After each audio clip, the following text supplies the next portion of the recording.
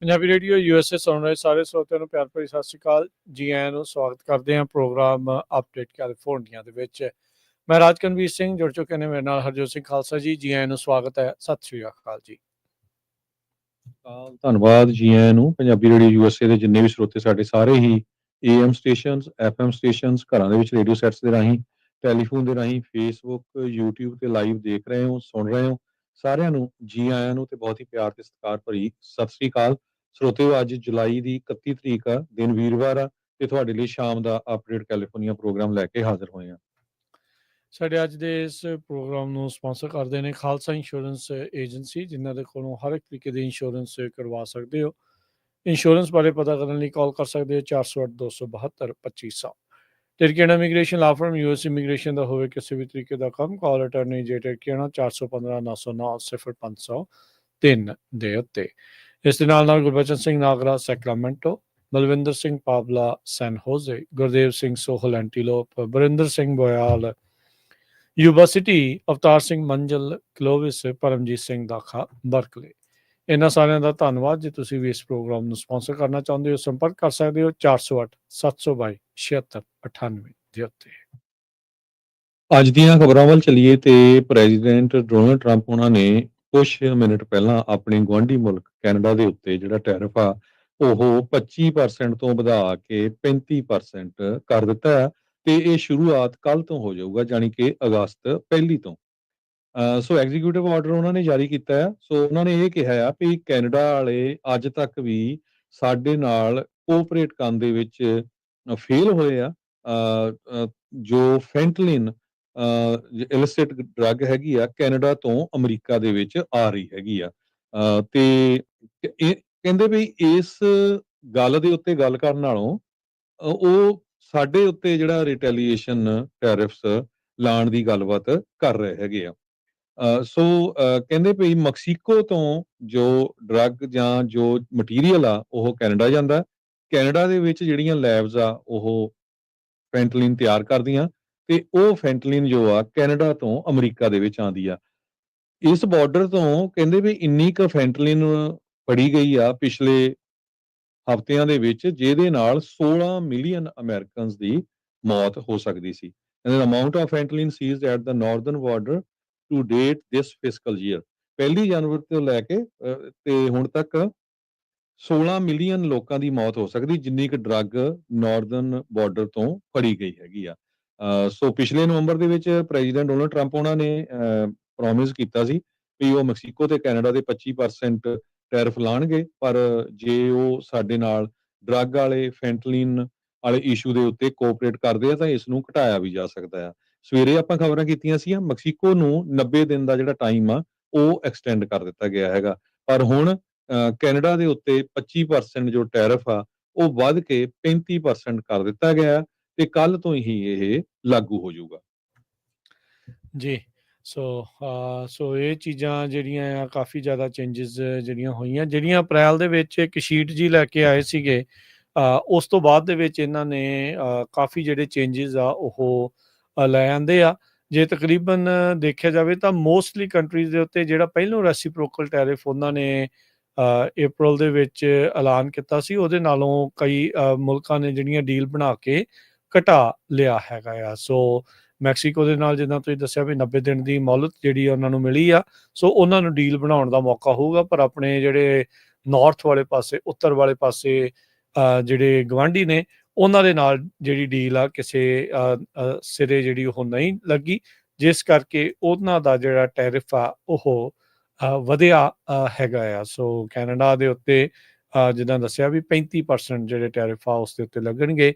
ਅੱਗੇ ਜਿਹੜੀ ਕਸਮਾਂ ਆ USMCA ਦੇ ਤਹਿਤ ਜਿਨ੍ਹਾਂ ਚੀਜ਼ਾਂ ਦੇ ਵਿੱਚ ਛੋਟ ਸੀਗੀ ਉਹ ਵੀ ਹੁਣ ਉਸ ਦੇ ਵਿੱਚੋਂ ਨਿਕਲ ਜਿਹੜੀਆਂ ਜਾਣਗੀਆਂ। ਸੋ ਤਕਰੀਬਨ ਸਾਰੇ ਹੀ ਸਮਾਨ ਦੇ ਉੱਤੇ ਜਿਹੜਾ ਆ ਉਹ ਹੁਣ ਟੈਕਸ ਕੱਲ ਤੋਂ ਜਿਹੜਾ ਉਹ ਲੱਗਣਾ ਸ਼ੁਰੂ ਜਿਹੜਾ ਹੋ ਜਾਊਗਾ। ਸੋ ਕਾਫੀ ਵੱਡੇ ਜਿਹੜੇ ਚੇਂਜਸ ਆ ਉਹ ਆ ਰਹੇ ਆ। ਸੋ ਆਉਂਦੇ ਦਿਨਾਂ ਦੇ ਵਿੱਚ ਡੀਲ ਇਹਨਾਂ ਦੀ ਬਣਦੀ ਆ ਨਹੀਂ ਬਣਦੀ ਆ, ਕੀ ਹੁੰਦਾ ਆ, ਇਹ ਦੇਖਣ ਵਾਲੀ ਗੱਲ ਆ। ਫੈਂਟਨਲ ਨੂੰ ਲੈ ਕੇ ਜਿਹੜਾ ਹਰਜੋਤ ਸਿੰਘ ਜੀ, ਕਈ ਵਾਰੀ ਆਪਾਂ ਨੂੰ ਲੱਗਦਾ ਵੀ ਸ਼ਾਇਦ ਖੌਰੇ ਕੈਨੇਡਾ ਤੋਂ ਕੁਛ ਜਿਹੜਾ ਉਹ ਆ ਨਹੀਂ ਰਿਹਾ। ਰੀਸੈਂਟਲੀ ਇੱਕ ਬਹੁਤ ਵੱਡਾ ਜਿਹੜਾ ਇੰਟਰਨੈਸ਼ਨਲ ਜਿਹੜਾ ਡਰੱਗ ਸਮਗਲਰ ਆ, ਉਹਨਾਂ ਨੂੰ ਉਸ ਨੂੰ ਜਿਹੜਾ ਉਹ ਅਮਰੀਕਾ ਤੋਂ ਫੜਿਆ ਸੀ, ਜੋ ਕੈਨੇਡਾ ਬੇਸਡ ਜਿਹੜਾ ਉਹ ਸੀਗਾ। ਸੋ ਉਹ ਪੰਜਾਬੀ ਮੂਲ ਦਾ ਸੀਗਾ ਉੱਦਾਂ ਤਾਂ। ਉੱਥੇ ਉਹ ਗੈਂਗਸਟਰ ਸੀ, ਤੇ ਹੌਲੀ ਹੌਲੀ ਜਿਹੜਾ ਇੰਟਰਨੈਸ਼ਨਲ ਡਰੱਗ ਕਿੰਗਪਿਨ ਜਿਹੜਾ ਉਹ ਬਣ ਗਿਆ ਸੀ, ਤੇ ਉਸ ਨੂੰ ਜਿਹੜਾ ਉਹ ਫੜਿਆ ਸੀਗਾ। ਸੋ ਆਪਾਂ ਨੂੰ ਇਹ ਵੀ ਪਤਾ ਵੀ ਬਹੁਤ ਸਾਰੇ ਜਿਹੜੇ ਡਰੱਗ ਵਾਲੇ ਆ, ਉਹ ਫੜ ਹੁੰਦੇ ਆ ਬਾਰਡਰ ਦੇ ਉੱਤੇ, ਇੱਧਰੋਂ ਉੱਧਰ ਨੂੰ ਜਿਹੜੇ ਉਹ ਲਈ ਜਾ ਰਹੇ ਹੁੰਦੇ, ਜਾਂ ਉੱਧਰੋਂ ਐ ਨੂੰ ਜਿਹੜਾ ਉਹ ਲਿਆ ਰਹੇ ਹੁੰਦੇ ਆ। ਸੋ ਇਹ ਅਕਸਰ ਬਹੁਤ ਜ਼ਿਆਦਾ ਜਿਹੜੀਆਂ ਖਬਰਾਂ ਉਹ ਉੱਧਰ ਦੀਆਂ ਆਉਂਦੀਆਂ ਹੀ ਰਹਿੰਦੀਆਂ ਆ ਜੀ। ਜੀ ਅਗਲੀ ਖਬਰ ਵੱਲ ਚੱਲੀਏ ਤੇ ਇਹ ਬੜੀ ਜਿਹੜੀ ਖਤਰਨਾਕ ਖਬਰ ਹੈਗੀ ਆ ਵੀ ਇੱਕ ਜਿਹੜੇ ਪੰਜਾਬੀ ਡੈਵਲਸ ਮੋਟਰਸਾਈਕਲ ਕਲੱਬ ਸਟਾਕਟਨ ਆ, ਉਸ ਦਾ ਜਿਹੜਾ ਫਾਊਂਡਰ ਮੈਂਬਰ ਆ, ਉਸ ਨੂੰ ਚਾਰਜ ਕੀਤਾ ਗਿਆ ਆ ਫਾਇਰ ਆਰਮ ਆਫੈਂਸਸ ਦੇ ਵਿੱਚ, including unlawfully possessing a machine gun। ਇਹ US attorney office eastern district of California ਨੇ ਅੱਜ ਇਹ ਪ੍ਰੈਸ ਰਿਲੀਜ਼ ਜਾਰੀ ਕੀਤੀ ਹੈ, ਜੋ ਕਿ ਤੁਸੀਂ ਸਕਰੀਨ ਦੇ ਉੱਤੇ ਵੀ ਦੇਖ ਸਕਦੇ ਹੈਗੇ ਆ। ਜੋ ਫੈਡਰਲ ਗ੍ਰੈਂਡ ਜੂਰੀ ਹੈਗੀ ਆ, ਉਹ 3 ਕੋਰਟ ਇੰਡਾਈਟਮੈਂਟਸ ਉਹਨਾਂ ਨੇ ਜਾਰੀ ਕੀਤੀਆਂ ਆ ਅਗੇਂਸਟ ਜਸ਼ਨਪ੍ਰੀਤ ਸਿੰਘ, ਜੋ ਕਿ 26 ਸਾਲਾਂ ਦਾ ਲੋਡਾਈ ਦਾ ਰਹਿਣ ਵਾਲਾ ਆ, ਤੇ ਉਹਦੇ ਤੇ ਚਾਰਜ ਕੀਤਾ ਗਿਆ ਆ unlawful dealing of firearms, unlawful possession of machine gun, ਤੇ possession of an unregistered short barrelled rifle. ਇਹ ਜੋ ਐਕਟਿੰਗ ਯੂਐਸ ਦੇ ਅਟਾਰਨੀ ਹੈਗੇ ਆ ਕਿੰਬਰਲੀ ਏ ਸੈਂਚੇਜ਼, ਉਹਨਾਂ ਨੇ ਅੱਜ ਅਨਾਉਂਸ ਕੀਤਾ ਹੈਗਾ। ਸੋ ਸਭ ਤੋਂ ਹੈਰਾਨੀ ਵਾਲੀ ਗੱਲ ਇਹ ਆ ਵੀ ਇਸ ਪੰਜਾਬੀ ਡੈਵਲਸ ਮੋਟਰਸਾਈਕਲ ਕਲੱਬ ਜੋ ਸਟਾਕਟਨ ਬੇਸਡ ਹੈਗਾ, ਇਹ ਜੋ ਡਿਪਾਰਟਮੈਂਟ ਆਫ ਜਸਟਿਸ ਇਹ ਕਹਿ ਰਹੀ ਆ ਵੀ ਇਹ outlaw motorcycle gang associated with Hells Angel. June 6 2025 ਨੂੰ ਜੋ ਜਸ਼ਨਪ੍ਰੀਤ ਸਿੰਘ ਸੀ, ਉਸ ਨੂੰ ਫੜਿਆ ਗਿਆ ਸੀ ਉਸ ਟਾਈਮ ਤੇ, ਜਦੋਂ ਉਹ ਕਈ ਸਾਰੇ ਇਲੀਗਲ ਵੈਪਨਸ ਜਿਹੜੇ ਆ ਉਹ ਇੱਕ ਅੰਡਰ ਕਵਰ ਆਫੀਸਰ ਨੂੰ ਵੇਚਣ ਦੀ ਕੋਸ਼ਿਸ਼ ਕਰ ਰਿਹਾ ਸੀ, ਜਿਹਦੇ ਵਿੱਚ ਸ਼ਾਰਟ ਬੈਰਲਡ ਰਾਈਫਲ ਸੀ, 3 ਅਸਾਲਟ ਵੈਪਨ ਸੀਗੀਆਂ, 3 ਮਸ਼ੀਨ ਗਨ ਕਨਵਰਸ਼ਨ ਡਿਵਾਈਸਸ ਸੀਗੀਆਂ, ਤੇ 1 ਰਿਵਾਲਵਰ ਸੀਗਾ। ਸੋ ਉਹ ਤੋਂ ਬਾਅਦ ਉਹਨਾਂ ਨੇ ਇਹਦਾ ਜਿਹੜਾ ਘਰ ਦਾ ਰੈਜ਼ੀਡੈਂਸ ਜੋ ਘਰ ਸੀ ਉਹਨੂੰ ਸਰਚ ਕੀਤਾ, ਤੇ ਉੱਥੋਂ ਹੋਰ ਵੀ ਫਾਇਰ ਆਰਮਸ ਮਿਲੇ, ਜਿੱਥੋਂ ਮਸ਼ੀਨ ਗਨ ਤੇ ਇੱਕ ਮਸ਼ੀਨ ਗਨ ਕਨਵਰਸ਼ਨ ਡਿਵਾਈਸ ਤੇ ਇੱਕ ਸਾਇਲੈਂਸਰ ਵੀ ਮਿਲਿਆ।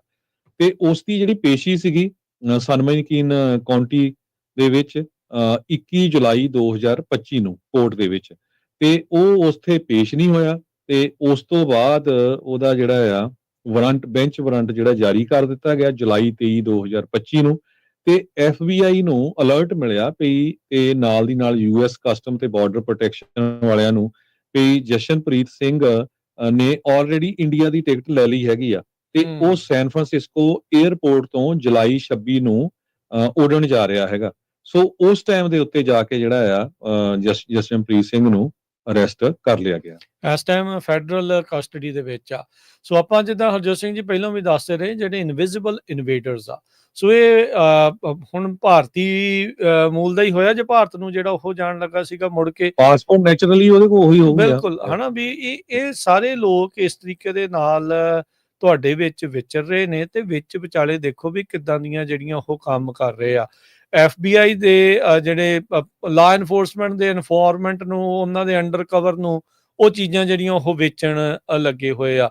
ਹੈਂਡ ਗ੍ਰਨੇਡ ਤੱਕ ਦੀਆਂ ਚੀਜ਼ਾਂ ਵੀ ਜਿਹੜੀਆਂ ਉਸ ਦੇ ਕੋਲੋਂ ਜਿਹੜੀਆਂ ਉਹ ਬਰਾਮਦ ਹੋਈਆਂ। ਮਾੜੀ ਗੱਲ ਆ, ਇਦਾਂ ਦੀਆਂ ਚੀਜ਼ਾਂ ਜਿਹੜੀਆਂ ਉਹ ਤੁਸੀਂ ਕਰਦੇ ਹੋ ਤਾਂ ਉਸ ਦਾ ਖਾਮਿਆਜ਼ਾ ਵੀ ਤੁਹਾਨੂੰ ਜਿਹੜਾ ਉਹ ਭੁਗਤਣਾ ਹੀ ਪੈਣਾ ਹੈਗਾ ਆ।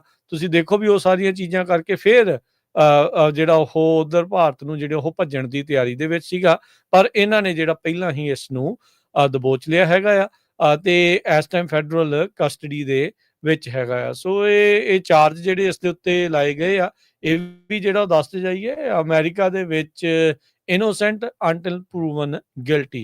Stanislaus County Sheriff Office Special Investigation Unit, San Joaquin County Sheriff Office Explosive Ordnance Detail, San Joaquin County District attorney office ਤੇ Stockton police department, US CBP custom border protection, ਇਹਨਾਂ ਸਾਰਿਆਂ ਨੇ ਮਿਲ ਕੇ ਕਹਿੰਦੇ ਆ ਵੀ ਜਿਹੜਾ ਇਸ ਨੂੰ ਫੜਨ ਦੇ ਵਿੱਚ ਕੰਮ ਜਿਹੜਾ ਉਹ ਕੀਤਾ ਆ।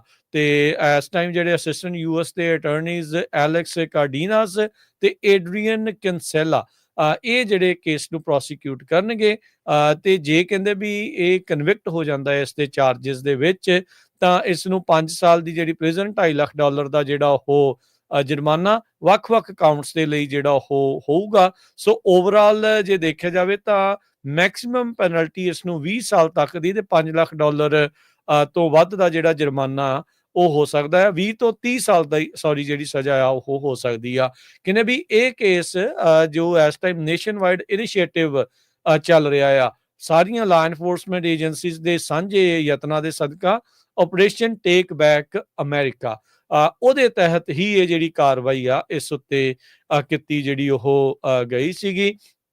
ਸੋ 26 ਮਈ 2021 ਨੂੰ US ਡਿਪਾਰਟਮੈਂਟ ਆਫ ਜਸਟਿਸ ਦੇ ਦੁਆਰਾ ਜਿਹੜੀ ਵਾਇਲੈਂਟ ਕ੍ਰਾਈਮ ਰਿਡਕਸ਼ਨ ਸਟ੍ਰੈਟਜੀ ਜਿਹੜੀ ਆ ਉਹ ਅਪਣਾਈ ਗਈ ਸੀ। ਉਸ ਤੋਂ ਬਾਅਦ ਦੇ ਵਿੱਚ ਇਹ ਸਾਰੀਆਂ ਚੀਜ਼ਾਂ ਦੇਖੀਆਂ ਗਈਆਂ। Project safe neighbourhood, department of organised crime drug enforcement task force, OCD, ETFs, ਇਹਨਾਂ ਸਾਰਿਆਂ ਦੇ ਨਾਲ ਮਿਲ ਕੇ ਇਹ ਸਾਰਿਆਂ ਨੂੰ ਫੜਿਆ ਜਿਹੜਾ ਹੋ ਜਾ ਰਿਹਾ।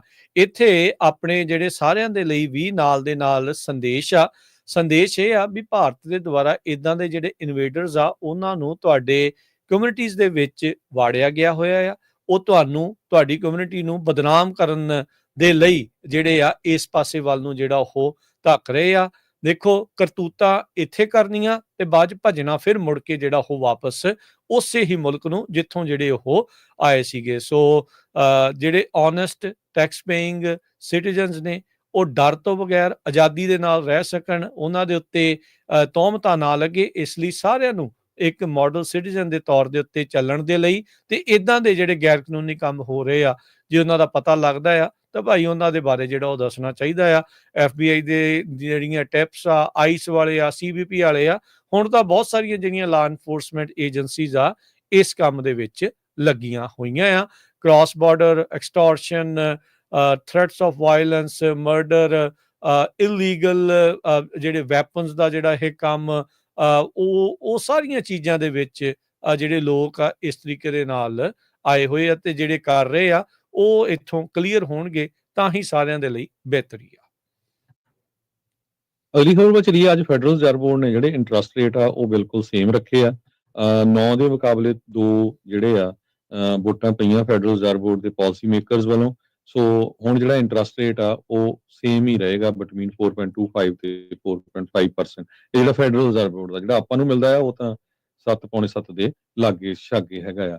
ਤੇ ਦੂਸਰਾ ਜਿਹੜਾ ਆ ਟੈਕਸ ਦੇ ਵਿੱਚ ਉਹਨਾਂ ਨੇ ਕੋਸ਼ਿਸ਼ ਕੀਤੀ ਆ ਵੀ ਰੀਡਿਸਟ੍ਰਿਕਟਿੰਗ ਦਾ ਮੈਪ ਜਿਹੜਾ ਇਲੈਕਸ਼ਨ ਦਾ ਹੋਣਾ। ਤੇ ਸਾਡੇ ਗਵਰਨਰ ਗੈਬਨ ਨਿਊਸਮ ਨੇ ਵੀ ਕਿਹਾ ਸੀ ਵੀ ਜੇ ਟੈਕਸਸ ਵਾਲੇ ਇਦਾਂ ਕਰਨਗੇ ਵੀ ਉੱਥੇ ਡੈਮੋਕ੍ਰੇਟਸ ਨੂੰ ਜਿਹੜਾ ਆ ਹਰਾਇਆ ਜਾ ਸਕੇ। ਤੇ ਮੈਂ ਵੀ ਜਿਹੜਾ ਆ 5 ਦੇ ਕਰੀਬ ਜਿਹੜੇ ਏਰੀਆਜ਼ ਹੈਗੇ ਆ ਉਹਨਾਂ ਦੀ ਰੀਡਿਸਟ੍ਰਿਕਟਿੰਗ ਕਰੂੰਗਾ। ਸੋ ਇਹ ਹੁਣ ਟੈਕਸਸ ਦੇ ਗਵਰਨਰ ਤੇ ਕੈਲੀਫੋਰਨੀਆ ਦੇ ਗਵਰਨਰ ਦੋਨੋਂ ਜਿਹੜੇ ਆ ਉਹ ਪੂਰੇ ਜ਼ੋਰ ਤੇ ਆ ਵੀ ਕਿਸ ਤਰ੍ਹਾਂ ਜਿਹੜੀ ਆਉਣ ਵਾਲੀ ਇਲੈਕਸ਼ਨ ਅਗਲੇ ਸਾਲ ਕਾਂਗਰਸ ਦੀ ਹੋਣੀ ਆ ਜਾਂ ਸੈਨੇਟ ਦੀ ਹੋਣੀ ਆ ਉਹਦੇ ਵਿੱਚ ਮੈਜੋਰਟੀ ਜਿਹੜੀ ਕਾਂਗਰਸ 'ਚ ਕਿਸ ਦੀ ਬਣਾਈ ਜਾਵੇ, ਡੈਮੋਕ੍ਰੇਟਸ ਦੀ ਜਾਂ ਰਿਪਬਲਿਕਨ ਦੀ, ਕਿਉਂਕਿ ਬੜੀ ਥਿਨ ਮੈਜੋਰਟੀ ਆ ਇਸ ਟਾਈਮ ਦੇ ਉੱਤੇ।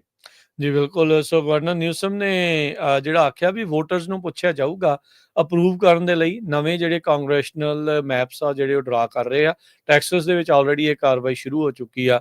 ਡੈਮੋਕ੍ਰੇਟਸ ਜਿਹੜੇ ਆ ਉਹ ਕਹਿ ਰਹੇ ਆ ਵੀ ਕੱਲਾ ਕੈਲੀਫੋਰਨੀਆ ਨਹੀਂ, ਨਿਊਯਾਰਕ ਨੂੰ ਵੀ ਕਹਿੰਦੇ ਵੀ ਇਦਾਂ ਇਸ ਦੇ ਵਿੱਚ ਕੰਮ ਜਿਹੜਾ ਉਹ ਕਰਨਾ ਚਾਹੀਦਾ ਆ। ਸੋ ਮਿਡ ਟਰਮ ਇਲੈਕਸ਼ਨਸ ਜਿਹੜਾ ਉਸ ਦੇ ਉੱਤੇ ਦਾ ਲੱਗਣਾ ਆ। ਇਹ ਦੇਖਣਾ ਹੈ ਵੀ ਕਿਹੜੇ ਹਾਊਸ ਦੇ ਵਿੱਚ, ਕਾਂਗਰਸ ਦੇ ਵਿੱਚ, ਸੈਨੇਟ ਦੇ ਵਿੱਚ ਕਿਹਦੀ ਮੈਜੋਰਿਟੀ ਜਿਹੜੀ ਉਹ ਬਣਦੀ ਆ। ਦੋਨੋਂ ਹੀ ਪਾਰਟੀਆਂ ਜਿਹੜੀਆਂ ਆ ਉਹ ਸੱਤਾ ਲੈਣ ਦੇ ਲਈ ਜਾਂ ਮੈਜੋਰਿਟੀ ਲੈਣ ਦੇ ਲਈ ਕੋਸ਼ਿਸ਼ ਜਿਹੜੀਆਂ ਉਹ ਕਰਨਗੀਆਂ। ਇੱਕ ਦੂਜੇ ਦੀਆਂ ਗਲਤੀਆਂ, ਇੱਕ ਦੂਜੇ ਦੇ ਉੱਤੇ ਜਿਹੜੀਆਂ ਤੌਹਮਤਾਂ ਲਾਉਣਗੀਆਂ।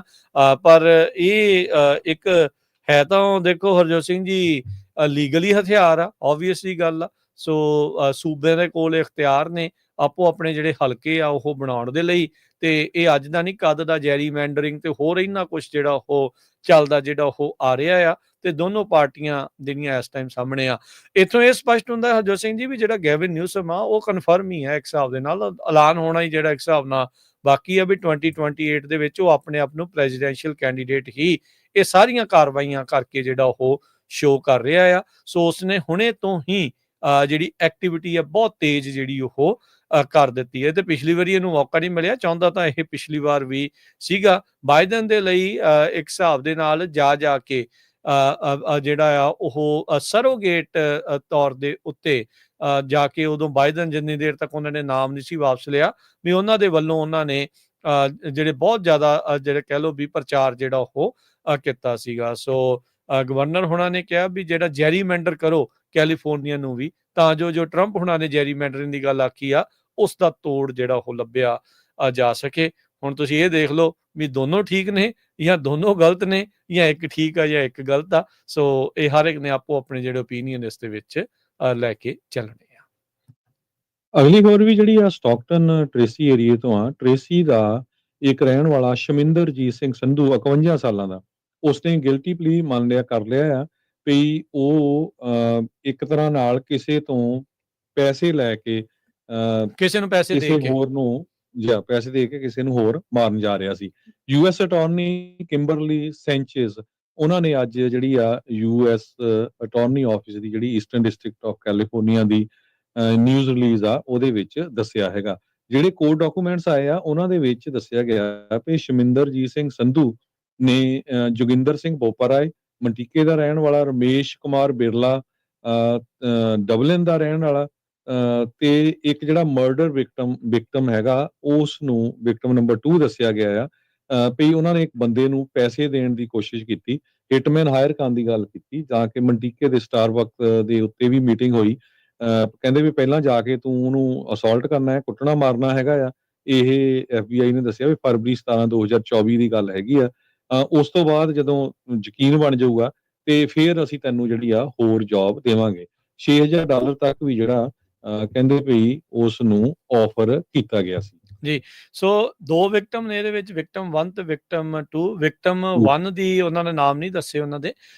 ਵਿਕਟਮ 1 ਦੀ ਕੁੱਟਮਾਰ ਕਰਨੀ ਜਿਹੜੀ ਉਹ ਸੀਗੀ, ਇਹ ਜਿਹੜੇ 3 ਜਾਣਿਆਂ ਨੇ ਮਿਲ ਕੇ ਕੋ ਇਨਸਪਾਇਰ ਕੀਤਾ ਤੇ ਉਹਨਾਂ ਤਿੰਨਾਂ ਦੇ ਵਿੱਚੋਂ ਜਿਹੜਾ ਸ਼ਮਿੰਦਰਜੀਤ ਸਿੰਘ ਸੰਧੂ ਆ ਉਸਨੇ ਆਪਣੇ ਜਿਹੜੇ ਦੋਸ਼ ਆ ਉਹਨਾਂ ਨੂੰ ਕਬੂਲਿਆ ਜਾਂ ਗਿਲਟੀ ਜਿਹੜਾ ਉਹ ਪਲੀ ਕਰ ਲਿਆ ਆ ਵੀ ਉਹਨੇ ਇੰਟਰਸਟੇਟ ਕਾਮਰਸ ਫੈਸਿਲਿਟੀਜ਼ ਦੀ ਵਰਤੋਂ ਕਰਦੇ ਹੋਏ ਮਰਡਰ ਫਾਰ ਹਾਇਰ ਬੰਦਾ ਜਿਹੜਾ ਉਹ ਕਰ ਰਹੇ ਸੀਗੇ ਕਿਸੇ ਨੂੰ ਜਾਨੋਂ ਮਾਰਨ ਦੇ ਲਈ। ਇਸੇ ਤਰੀਕੇ ਨਾਲ ਵਿਕਟਮ 2 ਜਿਹੜਾ ਸੀਗਾ ਉਸ ਨੂੰ ਮਾਰਨਾ ਸੀ ਤੇ ਵਿਕਟਮ 1 ਜਿਹੜਾ ਆ ਉਹ ਉਸ ਨੂੰ ਜਿਹੜਾ ਆ ਕੁੱਟਮਾਰ ਕਰਨੀ ਸੀ। ਉਹਨੂੰ ਕੁੱਟਮਾਰ ਕਰਨ ਲਈ 6000 ਦਿੱਤਾ ਤੇ ਮਾਰਨ ਵਾਲੇ ਨੂੰ ਵਿਕਟਮ 2 ਨੂੰ $10,000 ਜਿਹੜਾ ਉਹਨੂੰ ਦੇਣਾ ਸੀ ਜਿਹਨੂੰ ਮਾਰਨਾ ਸੀ ਜੀ। ਤੇ ਇਹਨੂੰ ਇਹ ਨਹੀਂ ਸੀ ਪਤਾ ਵੀ ਜਿਹਨੂੰ ਇਹ ਮਰਡਰ ਫਾਰ ਹਾਇਰ ਜਿਹੜਾ ਉਹ ਕਰ ਰਿਹਾ ਆ ਵੀ ਉਹ FBI ਦਾ ਇਨਫੋਰਮੈਂਟ ਆ, ਵੀ ਕੌਨਫੀਡੈਂਸ਼ੀਅਲ ਇਨਫੋਰਮੈਂਟ ਆ, CI ਆ ਉਹਨਾਂ ਦਾ ਅੰਡਰਕਵਰ, ਉਹਨਾਂ ਦੇ ਲਈ ਬੇਸਿਕਲੀ ਅੰਡਰਕਵਰ ਨਹੀਂ ਕਹਿ ਸਕਦੇ ਵੀ ਉਹਨਾਂ ਦੇ ਲਈ ਹੀ ਉਹਨਾਂ ਨੂੰ ਜਿਹੜੀਆਂ ਸਾਰੀਆਂ ਸੂਹਾਂ ਆ ਉਹ ਦਿੰਦਾ ਆ। ਸੋ ਇੱਥੋਂ ਇਹ ਪਤਾ ਲੱਗਦਾ ਆ ਵੀ ਆਬਵੀਅਸ ਜੀ ਗੱਲ ਆ ਵੀ ਜਿਹੜੀ ਲਾ ਇਨਫੋਰਸਮੈਂਟ ਵਾਲੇ ਆ ਉਹਨਾਂ ਦੇ ਜਿਹੜੇ ਪੈਰ ਆ ਥਾਂ ਦੇ ਉੱਤੇ ਜਿਹੜੇ ਉਹ ਲੱਗੇ ਹੋਏ ਨੇ। ਸੋ ਤੁਸੀਂ ਦੇਖੋ ਵੀ ਜਦੋਂ ਨਿਖਿਲ ਗੁਪਤਾ ਫੜਿਆ ਹੋਇਆ ਸੀ ਉਹ ਵੀ DEA ਦਾ ਅੰਡਰਕਵਰ ਏਜੰਟ ਸੀਗਾ ਉਸ ਟਾਈਮ ਦੇ ਉੱਤੇ, ਜਿਹਨੂੰ ਮਰਡਰ ਫਾਰ ਹਾਇਰ ਦੇ ਲਈ ਜਿਹੜਾ ਉਹ ਕਰ ਰਹੇ ਸੀਗੇ ਜਦੋਂ ਪੰਨੂ ਹੁਣਾਂ ਨੂੰ ਮਾਰਨ ਦੀ ਜਿਹੜੀ ਉਹ ਸਾਜ਼ਿਸ਼ ਰਚੀ ਜਾ ਰਹੀ ਸੀ। ਅਦਾਲਤੀ ਦਸਤਾਵੇਜ਼ ਦੱਸਦੇ ਆ ਮਾਰਚ 2023 ਦੇ ਵਿੱਚ ਜਿਹੜਾ ਬੋਪਾਰਾਏ ਆ ਉਹ CI ਨੂੰ ਜਿਹੜਾ ਉਹ ਮਿਲਿਆ $10,000 ਜਿਹੜਾ ਆ ਉਸ ਨੂੰ ਡਾਊਨ ਪੇਮੈਂਟ ਦੇ ਤੌਰ ਦੇ ਉੱਤੇ ਦੇ ਦਿੱਤੇ ਵਿਕਟਮ 2 ਨੂੰ ਜਿਹੜਾ ਉਹ ਮਾਰਨ ਦੇ ਲਈ। ਤੇ ਜਿਹੜਾ ਸ਼ਮਿੰਦਰਜੀਤ ਸੰਧੂ ਆ ਉਹਨੇ ਵਿਕਟਮ 2 ਦਾ ਐਡਰੈਸ ਜਿਹੜਾ ਆ ਉਹ ਉਸ ਨੂੰ ਪ੍ਰੋਵਾਈਡ ਕੀਤਾ ਤੇ ਉਸ ਤੋਂ ਬਾਅਦ ਇੰਸਟਰਕਟ ਕੀਤਾ CI ਨੂੰ ਵੀ ਭਾਈ ਇਹਨੂੰ ਜਿਹੜਾ ਖੁਰਦ-ਬੁਰਦ ਕਰਦੇ, ਲਾਪਤਾ ਇੱਕ ਹਿਸਾਬ ਦੇ ਨਾਲ ਕਰਦੇ, ਡਿਸਅਪੀਅਰ ਜਿਹੜਾ ਕਰਾ ਦੇ ਤੇ ਕੋਈ ਐਵੀਡੈਂਸ ਜਿਹੜਾ ਕਹਿੰਦੇ ਵੀ ਨਹੀਂ ਬਚਣਾ ਚਾਹੀਦਾ। ਤੇ ਬੋਪਾਰਾਏ ਨੇ ਆਪਣੇ ਜਿਹੜੇ ਸਾਥੀ ਬਿਰਲਾ ਸੀਗਾ ਉਸ ਨੂੰ ਵੀ ਜਿਹੜੀਆਂ 2 ਕਾਲਾਂ ਕੀਤੀਆਂ, ਰਮੇਸ਼ ਬਿਰਲਾ ਜੂਨੀਅਰ ਜਿਹੜਾ ਡਬਲਿਨ ਦਾ ਰਹਿਣ ਵਾਲਾ ਸੀਗਾ, ਇਹ ਸਾਰੀਆਂ ਚੀਜ਼ਾਂ ਜਿਹੜੀਆਂ ਉਹ ਦੱਸਣ ਦੇ ਲਈ ਤੇ ਕਹਿੰਦੇ ਵੀ ਵਿਕਟਮ 2 ਦੇ ਜਿਹੜੇ ਫੇਸਬੁੱਕ ਪ੍ਰੋਫਾਈਲ ਆ ਉਸ ਦੀ ਮੰਗ ਜਿਹੜੀ ਉਸਨੇ ਕੀਤੀ ਸੀ। ਉਹ ਸਾਰੀਆਂ ਚੀਜ਼ਾਂ ਦੇ ਵਿੱਚ ਇਹਨਾਂ ਦੇ ਕੋਲ ਜਿਹੜੇ ਆ ਉਹ ਸਾਹਮਣੇ ਆ ਗਏ। ਸੋ ਇਹ ਬਹੁਤ ਵੱਡੀ ਜਿਹੜੀ ਇਨਵੈਸਟੀਗੇਸ਼ਨ ਜਿਹੜੀ ਹਰਜੋਤ ਸਿੰਘ ਜੀ ਚੱਲੀ, ਜਿਸ ਟਾਈਮ ਦੇ ਉੱਤੇ ਇਹਨਾਂ ਦੇ ਨੂੰ ਚਾਰਜ ਕੀਤਾ ਗਿਆ ਸੀ, ਅਰੈਸਟ ਕੀਤਾ ਗਿਆ ਸੀ, ਉਦੋਂ ਵੀ ਕਾਫੀ ਜਿਹੜੀ ਇਹ ਚਰਚਾ ਦਾ ਜਿਹੜਾ ਉਹ ਵਿਸ਼ਾ ਬਣੀ ਸੀ। ਸੋ 1 ਦਰਜਨ ਤੋਂ ਵੱਧ ਤਕਰੀਬਨ ਆਪਾਂ ਕਹਿ ਸਕਦੇ ਹਾਂ ਵੀ ਜਿਹੜੀਆਂ ਏਜੰਸੀਜ਼ ਆ ਲਾ ਇਨਫੋਰਸਮੈਂਟ ਵਾਲੀਆਂ, ਸ਼ਹਿਰਾਂ ਤੋਂ ਲੈ ਕੇ ਕਾਊਂਟੀ ਦੇ ਜਿਹੜੇ ਸ਼ੈਰਿਫ ਤੇ ਸਿਟੀ ਦੀਆਂ ਜਿਹੜੀਆਂ ਪੁਲਿਸ ਡਿਪਾਰਟਮੈਂਟਸ ਆ, ਉਹਨਾਂ ਨੇ ਮਿਲ ਕੇ ਇਸ ਦੇ ਵਿੱਚ ਕੀਤਾ ਆ। ਸੋ ਸੰਧੂ ਨੂੰ 10 ਸਾਲ ਦੀ ਮੈਕਸਿਮਮ ਸਜ਼ਾ ਇਹਨਾਂ ਚੀਜ਼ ਦੇ ਲਈ ਜਿਹੜੀ ਉਹ ਹੋ ਸਕਦੀ ਹੈ, ਤੇ $2.5 ਲੱਖ ਦਾ ਜਿਹੜਾ ਉਹ ਜੁਰਮਾਨਾ ਜਿਹੜਾ ਉਹ ਹੋ ਸਕਦਾ ਹੈ। ਸੋ ਕੋਰਟ ਦੇ ਡਿਸਕ੍ਰੈਸ਼ਨ ਤੇ ਹੋਊਗਾ ਵੀ ਇਸ ਦੀ ਹੁਣ ਗਿਲਟੀ ਪਲੀ ਕਰਨ ਤੋਂ ਬਾਅਦ ਚ ਉਹ ਇਸ ਦੇ ਉੱਤੇ ਨਰਮੀ ਦਿਖਾਉਂਦੇ ਆ ਜਾਂ ਇਸ ਨੂੰ ਮੈਕਸਿਮਮ ਸਜ਼ਾ ਜਿਹੜੀ ਉਹ ਸੁਣਾਈ ਜਿਹੜੀ ਉਹ ਜਾਊਗੀ। ਸੋ 23 ਜਨਵਰੀ 2025 ਦੇ ਆਪਣੇ ਇਸ offense ਦੇ ਰੋਲ ਦੇ ਵਿੱਚ ਉਸਨੇ ਗਿਲਟੀ ਜਿਹੜਾ ਉਹ ਪਲੀ ਕੀਤਾ ਆ, ਤੇ 7 ਅਗਸਤ ਨੂੰ ਕਹਿੰਦੇ ਵੀ ਇਸ ਦੀ ਜਿਹੜੀ ਸਜ਼ਾ ਆ ਪੈਂਡਿੰਗ ਸੈਂਟੈਂਸ ਜਿਹੜਾ ਆ ਉਹ ਉਸ ਦਿਨ ਹੋਊਗਾ। ਤੇ ਜਿਹੜੇ ਨਾਲ ਹੋਰ ਵੀ ਹੈਗੇ ਆ, ਉਹਨਾਂ ਦੇ ਉੱਤੇ ਵੀ ਜਿਹੜੇ ਇਸੇ ਤਰੀਕੇ ਦੇ ਹੀ ਜਿਹੜੇ ਚਾਰजेस ਆ ਉਹ ਲੱਗੇ ਹੋਏ ਨੇ। ਬਹੁਤ ਹੀ ਅਨਫੋਰਚੂਨੇਟ ਖਬਰਾਂ ਜਿਹੜੀਆਂ ਤੁਹਾਨੂੰ 2 ਸੁਣਾਈਆਂ। ਪਿਛਲੇ ਕਾਫੀ ਸਮੇਂ ਤੋਂ ਜਿਹੜੇ ਏਰੀਏ 'ਚ ਬਹੁਤ ਵੱਡੀ ਗਿਣਤੀ 'ਚ ਪੰਜਾਬੀ ਰਹਿੰਦੇ ਆ, ਟ੍ਰੇਸੀ, ਲੈਥਰੋਪ, ਮੰਟੀਕਾ, ਸਟਾਕਟਨ, ਲੋਹਡਾਈ, ਤੇ ਇੱਥੋਂ ਹੁਣ ਤੁਸੀਂ ਦੇਖ ਲਓ ਵੀ ਗੈਂਗਸ ਨੂੰ ਲੈ ਕੇ ਹੋਰ ਕਿੰਨੀਆਂ ਜਿਹੜੀਆਂ ਪਿਛਲੇ 4-5 ਹਫ਼ਤਿਆਂ ਦੀਆਂ ਖਬਰਾਂ ਦੇਖ ਲਓ ਵੀ ਸਾਰੀਆਂ FBI ਕਿਹੜੀ-ਕਿਹੜੀ ਡਿਪਾਰਟਮੈਂਟ ਨਹੀਂ ਉਹ ਇਨਵੋਲਵ, ਤੇ ਕਿੰਨੇ ਜਾਣੇ ਜਿਹੜੇ ਆ ਪੰਜਾਬੀ ਵੱਖ-ਵੱਖ ਕ੍ਰਾਈਮਸ ਦੇ ਵਿੱਚ ਫੜੇ ਗਏ। ਜੀ ਹਰਜੋਤ ਸਿੰਘ ਜੀ, ਸਮਾਂ ਵੀ ਆਪਣੇ ਪ੍ਰੋਗਰਾਮ ਦਾ ਜਿਹੜਾ ਉਹ ਹੁਣ ਸਮਾਪਤ ਹੋ ਚੁੱਕਾ ਆ।